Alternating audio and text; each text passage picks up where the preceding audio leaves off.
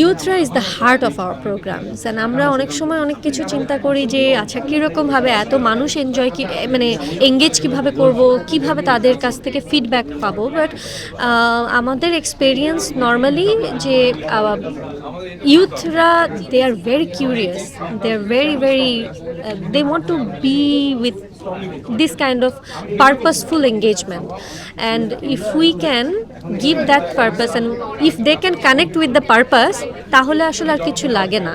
So আমার কাছে মনে হচ্ছে যে আমাদের ইউথদের এঙ্গেজমেন্টটা হচ্ছে আমাদের সবচেয়ে বড় ইসের জায়গা। আমরা অলমোস্ট 34 ডিস্ট্রিক্ট থেকে আই থিঙ্ক 40-র মতো ডিস্ট্রিক্টে আমাদের অলরেডি ইউথ রিপ্রেজেন্টেশন আছে। হ্যালো এভরিওয়ান, আমি শাকিলা সাত্তার ট্রিনা, আমি দ্য আর্থের ফাউন্ডার। আমি যদি আর্থের সম্পর্কে একটু বলি, আর্থ 2015 সালে আমাদের যাত্রা শুরু করেছি।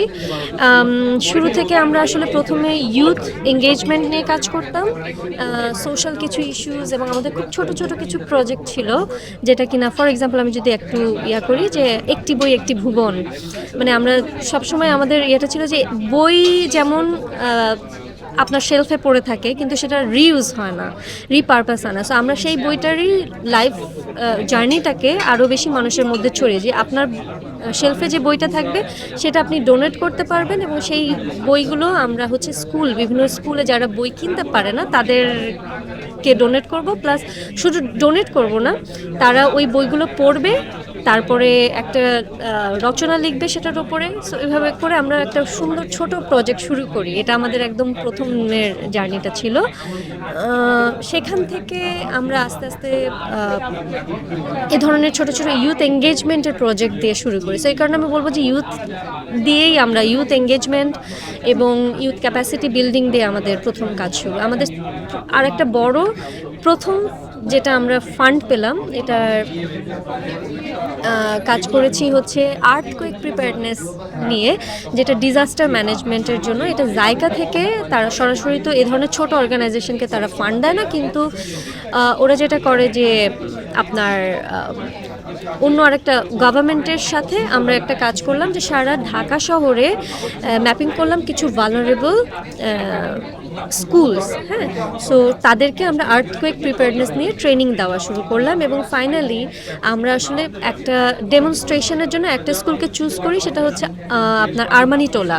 এবং সেই আরমানিটোলাতে আমাদের খুব ইন্টারেস্টিং কিছু কাজ ছিল। ফুল ইভ্যাকুয়েশন প্ল্যান করি আমরা, তাদেরকে ট্রেনিং দেওয়া হয় বাচ্চাদেরকে যে কে কোথা দিয়ে নামবে, তারপরে ড্রিলিং করা হতো, এবং সেই ড্রিলিংগুলোকে মনিটর করার জন্য আমরা একটা আর্ট ক্লাব করি আরমানিটোলাতে। সেই ক্লাবটা এখন নাম চেঞ্জ হয়ে গেছে, কিন্তু সেই ক্লাবটা এখন অনেক ভাইব্রেন্ট অবস্থায় আছে। সো দিজ আর স্মল আমাদের ইনিশিয়েটিভ ছিল, এখন সেটা অনেক চমৎকার সাস্টেইনেবিলিটিতে চলে আসছে ইয়াতে। বাট আমরা তার পরবর্তীতে আসলে ক্লাইমেটের দিকে বেশি ফোকাস হই। আমাদের ক্লাইমেটের মেইন জার্নিটা আমরা শুরু করি 2021 থেকে, পার্টিকুলারলি ক্লাইমেট ক্যাম্পের মাধ্যমে।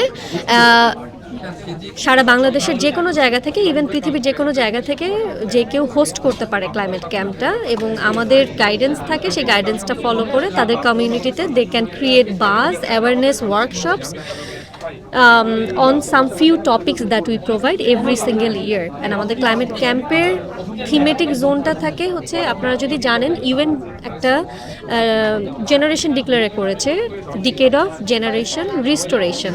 সো এটা হচ্ছে 2021 থেকে 2030, এবং ইউএন বলছে যে this is the last generation who can restore mother nature.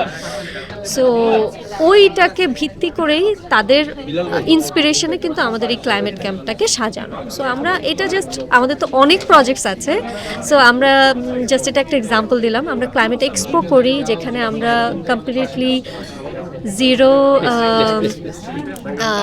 Single use plastic নিয়ে আমরা কাজ করি। নট লাইক কাজ, কিন্তু ফেয়ারটা করি কোনো ধরনের সিঙ্গেল ইউজ প্লাস্টিক থাকবে না। এটা আমরা এর আগে পার্কে করেছি, এবং সেখানে যত অন্টারপ্রেনার্স আসেন তারা সামহাউ ক্লাইমেট অন্টারপ্রেনার্স, যারা নেচার বেস সলিউশন আইডিয়াস নিয়ে যারা আছে তারা আসে। সো এভাবে আসলে আমাদের সাথে মানে ক্লাইমেটের সাথে কাজ করা, ক্লাইমেট অ্যাডভোকেসি নিয়ে কাজ করা হয়েছে, ক্লাইমেট অ্যাক্টিভিজম নিয়ে প্রচুর কাজ করা হয়েছে। Awareness and activism, climate entrepreneurship আমাদের এখন একটা বড় জায়গা, কাজ করছি আমাদের ডিফারেন্ট পার্টনারের সাথে, international and national partners, and also youth definitely এখানে একটা অ্যাক্টিভ পার্টিসিপেন্টস। আর্থের কার্যক্রমগুলো খুবই সুন্দর, কারণ হচ্ছে আমরা অনেক ইউথ লিডারকে আর্থ থেকে উঠে আসতে দেখছি।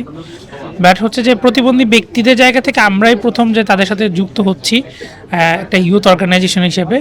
এইটা হচ্ছে নতুন ইনিশিয়েটিভ। বাট হচ্ছে যে বাংলাদেশে ক্লাইমেট চেঞ্জে অনেক অ্যাক্টিভিস্ট আসছে যারা দ্য আর্থ থেকে উঠে আসছে, এবং দ্য আর্থ একটা বিশাল এখন প্ল্যাটফর্ম হয়ে গেছে, যেটা আমরা যখন থেকে তাদের নাম শুনতাম তখন থেকে দেখতাম। এবং আমরা এক্সপেক্ট করি যে সামনে আরও ভালো কিছু ইনফরমেশন যারা গ্যাদার করে, ভালো লিডার সামনে উঠে আসবে দ্য আর্থ থেকে।